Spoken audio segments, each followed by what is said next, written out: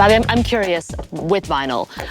Is there something sort of liberating to playing a character who's that big and sort of that extreme, or is it scary to have a character who has sort of so few limitations, if you will? Well, for me, it's very freeing. It's very nice. I've never gotten to play a role that's this dimensional, really. That's this big a role. I mean, for lack of putting it an easier way. I mean, so it's a pretty big role. I've never been the lead in anything before, and that's kind of what the role calls for. You know, I really can do anything in this part. I was set up that way by Terry Winter and Martin Scorsese, and they told me from the beginning, like, this guy is out of his mind. So just go and run with it, and you can play everything in this role.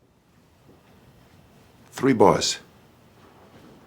3 bars, I can tell they'll be filling football stadiums. Come on, Richie. Where are we with the good rats? And what do you draw from to get to that sort of extreme place? Just experience. I feel like maybe 20 years ago I wouldn't have been ready to do this part, and I just feel like I've played a lot of different roles in the years leading up to this, and I think those roles really sort of prepared me for it. You know, I've gotten to play leads on stage before, and in the last, let's say, 10 years, I've gotten to play bigger roles and more interesting supporting roles, and I think they've all kind of led me to this character in a way. You know, I feel like I've gotten to play elements of this character in other parts, and I really get to put it all together now and really have fun with it. Yeah. Sure. What do you guys wish directors sort of better understood about actors, and what do the really good ones get? I like questions. I like when a director asks questions, and like they might be rhetorical questions that he already has the answers to, but he's making you feel like you're coming up with the answer. I find really good directors do that. You know, what would happen if? You know, like it's only when you get home later that you're like, he tricked me. He knew what he wanted. But like in the moment, it makes you feel like you're collaborating. And that's nice. Good. And snap. I got you. Looking back at the early days of your careers, what were the worst audition stories you guys must be harboring deep down? Remember I had an audition remember that movie Starship Troopers? Yeah. And it was just, there was no script. And I remember being like, well, how am I supposed to prepare? And they were like, it's just gonna be improv. And the only, all I had to do was I had to react to a bug, like a big bug, and scream, bug! And I remember like doing it and they were like, okay, thanks. I could hear the sigh. And I just remember like not wanting to leave the room. Just going like, I could do it better. I could do it better. And I was young and I was like, I just refused to leave the room. And I just kept doing it over and over again. Bug. And I didn't get it. So if we had your agents sitting around this table and I asked them about how you react when they present you with projects, what would they say?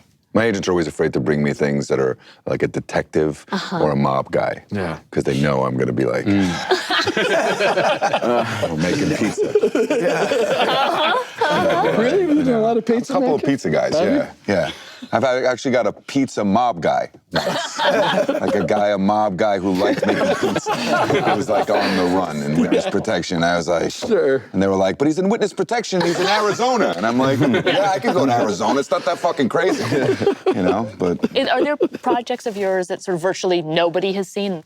Is there a little one? movie called Fast Food Nation that I'm really proud of, that Rick Linklater made. He's one of my favorite filmmakers. And I had just coincidentally read that book a couple years earlier, and I'd given up on, I haven't touched fast food since I read that book. It just changed my life, that book.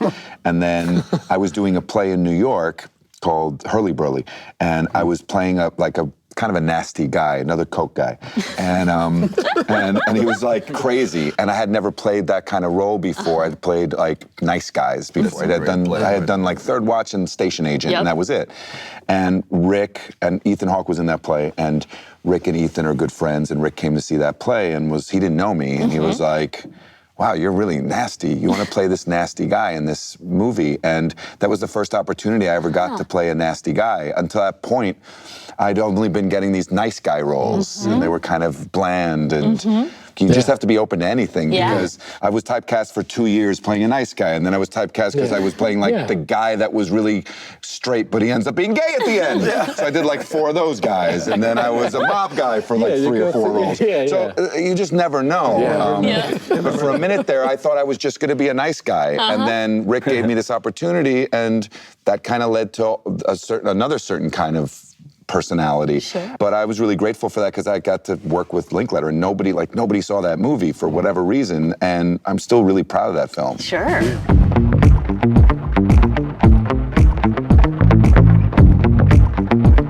Hi, I'm Lacey Rose. Thanks for watching, and be sure to subscribe for more videos from The Hollywood Reporter. And don't forget to comment below. This guy, get out of there, Mike. Mike, get out of there, Mike. How about that Coke?